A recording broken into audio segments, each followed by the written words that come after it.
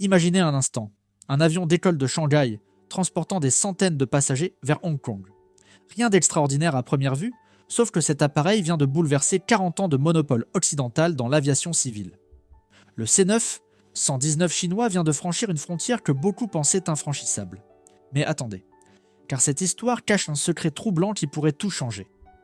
Depuis des décennies, deux géants dominent le ciel, Boeing et Airbus, un duopole si puissant qu'il semblait éternel. Puis soudain, la Chine frappe un grand coup avec son C919, développé par Comac.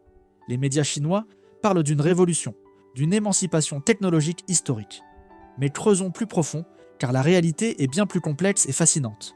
Au début de 2025, cet avion a franchi un cap symbolique majeur, son premier vol commercial hors de Chine continentale. Quand l'appareil de China Eastern s'est posé à Hong Kong, c'était plus qu'un simple atterrissage. C'était la matérialisation d'un rêve de souveraineté technologique que Pékin nourrit depuis des années. Plus d'1 million de passagers ont déjà voyagé à bord de ces appareils, et Comac vise maintenant l'Europe et l'Asie du Sud-Est pour 2026. Mais voici où l'histoire devient troublante. Sous son fuselage aux couleurs chinoises bat un cœur américain. Le moteur, LEAP-1C de General Electric. Sans ce propulseur, l'avion n'est qu'une coque métallique incapable de s'élever dans les airs. Une dépendance totale qui transforme ce symbole d'indépendance en otage géopolitique. Le 20 mai 2025, Washington frappe là où ça fait mal. L'administration américaine annonce l'interdiction d'exportation des moteurs GE vers la Chine, ainsi que des composants critiques de Honeywell et Collins Aerospace. C'est un coup de massue. Sans le LEAP-1C, unique moteur certifié pour le C9-119, toute la production s'arrête net. Les nouveaux appareils assemblés deviennent des monuments d'acier inutiles, cloués au sol. L'ironie est cruelle, cette annonce intervient précisément quand Comac révèle ses ambitions de passer de 50 à 75 avions par an, visant les 200 unités annuelles d'ici 2029. Un objectif qui bouleverserait l'équilibre du marché mondial des monocouloirs. Mais comment réaliser de tels plans quand votre concurrent détient les clés de votre survie ? Imaginez la situation. Plus de 1000 commandes en attente, des compagnies aériennes chinoises qui comptent sur ces livraisons. Et soudain, plus rien. Le rêve chinois d'autonomie aéronautique semble s'effondrer. Un appareil conçu pour libérer la Chine de l'influence occidentale ne peut littéralement pas voler sans l'Occident. C'est le paradoxe ultime du C9-119. Mais attention, car l'histoire prend un tournant inattendu.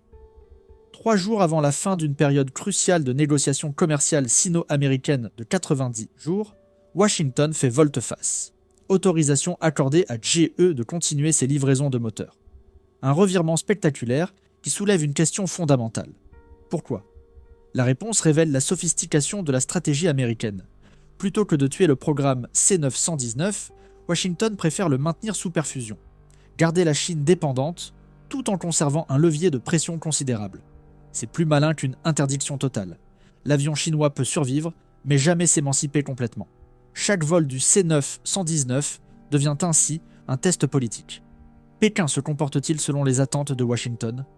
Le moteur n'est plus un simple composant technique, mais un instrument de contrôle géopolitique.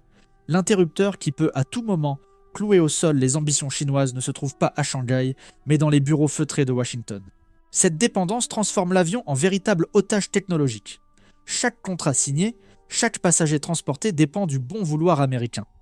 La Chine peut rêver d'indépendance, mais la réalité est implacable. Tant que le cœur de l'appareil restera américain, l'émancipation restera un mirage. Pourtant, cette situation paradoxale ouvre une fenêtre d'opportunité inattendue. Alors que Boeing traverse une crise de confiance majeure suite au déboire du 737 MAX et qu'Airbus peine à satisfaire une demande explosive malgré ses carnets de commandes débordants, le marché mondial fait face à une pénurie critique d'appareils. Les compagnies aériennes du monde entier attendent parfois des années avant de recevoir leurs nouveaux avions. Dans cette brèche béante, le C9-119 trouve sa chance historique. Il n'a pas besoin d'être révolutionnaire ou technologiquement supérieur à ses concurrents occidentaux. Il doit simplement être disponible et suffisamment fiable pour rassurer les compagnies aériennes et leurs passagers. Dans les marchés politiquement favorables à Pékin ou aux standards réglementaires plus flexibles que ceux de l'Europe ou des États-Unis, cette seule qualité pourrait suffire à décrocher des commandes substantielles. Le gigantesque marché intérieur chinois, avec ses centaines de millions de voyageurs annuels et protégé par des politiques d'État délibérément favorables, sert de laboratoire parfait et de rampe de lancement pour cette stratégie d'expansion progressive. Les compagnies aériennes chinoises, étroitement guidées par les directives gouvernementales et les objectifs stratégiques nationaux, deviennent les cobayes volontaires mais enthousiastes de cette expérience géopolitique majeure. Si l'appareil peut transporter en sécurité des dizaines de millions de passagers chinois annuellement, accumulant ainsi des milliers d'heures de vol commercial sans incident majeur, pourquoi ne pourrait-il pas ensuite s'aventurer vers l'Asie du Sud-Est, l'Afrique ou l'Asie centrale, régions traditionnellement plus réceptives aux propositions chinoises? La stratégie chinoise évite délibérément les marchés les plus compétitifs et exigeants comme l'Europe occidentale ou l'Amérique du Nord. Elle privilégie une expansion progressive et méthodique depuis la périphérie géographique et économique, une approche éprouvée que Pékin a déjà utilisée avec un succès retentissant dans les télécommunications avec Huawei, dans les infrastructures avec les nouvelles routes de la soie et maintenant dans l'aviation civile. Construire patiemment l'influence depuis les marges du système mondial, puis avancer progressivement vers le centre névralgique. Mais cette stratégie apparemment habile révèle paradoxalement la fragilité fondamentale et structurelle du projet chinois. Chaque vol commercial du C9-119 résulte d'un équilibre complexe et précaire de permissions techniques, d'autorisations politiques et d'accords commerciaux entre la Chine et l'Alliance occidentale, notamment américano-française. Si un seul maillon crucial de cette chaîne interdépendante se brise brutalement, que ce soit par décision politique ou problème technique, tout l'édifice peut s'effondrer instantanément, laissant des centaines d'appareils cloués au sol. C'est précisément pourquoi la Chine accélère frénétiquement et mobilise des ressources considérables pour le développement du moteur CJ-1000A, son alternative domestique tant attendue au LEAP 1C occidental. Mais créer un moteur d'avion civil moderne n'est pas qu'un simple défi technique ou industriel, c'est une véritable course contre la montre vers la fiabilité absolue et la confiance internationale.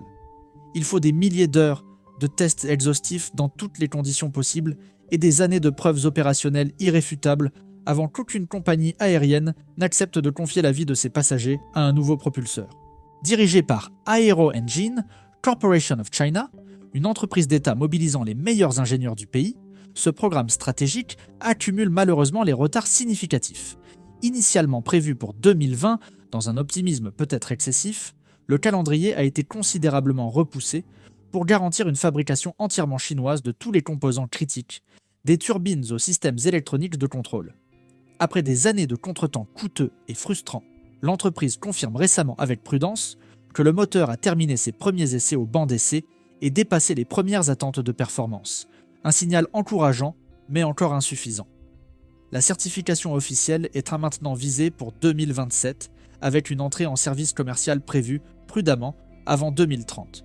Si elle réussit pleinement, cette réalisation technologique majeure marquerait un tournant historique dans l'effort chinois de réduction drastique de la dépendance aux fournisseurs aéronautiques occidentaux et ouvrirait la voie à une véritable autonomie dans l'aviation civile. Et surtout, que se passera-t-il concrètement le jour où un avion de ligne entièrement conçu, fabriqué et motorisé en Chine sillonnera les cieux mondiaux en toute autonomie? Boeing et Airbus conserveront-ils leur domination séculaire face à un écosystème aéronautique chinois devenu pleinement autonome et potentiellement conquérant? Pour l'instant, cet appareil ambitieux vole encore dans l'ombre imposante de ses rivaux occidentaux établis. Mais ce qui est le plus troublant pour les observateurs, ce n'est pas qu'il ne soit pas encore assez fort techniquement, c'est la possibilité très réelle qu'un jour prochain, il le devienne vraiment et bouleverse l'ordre établi.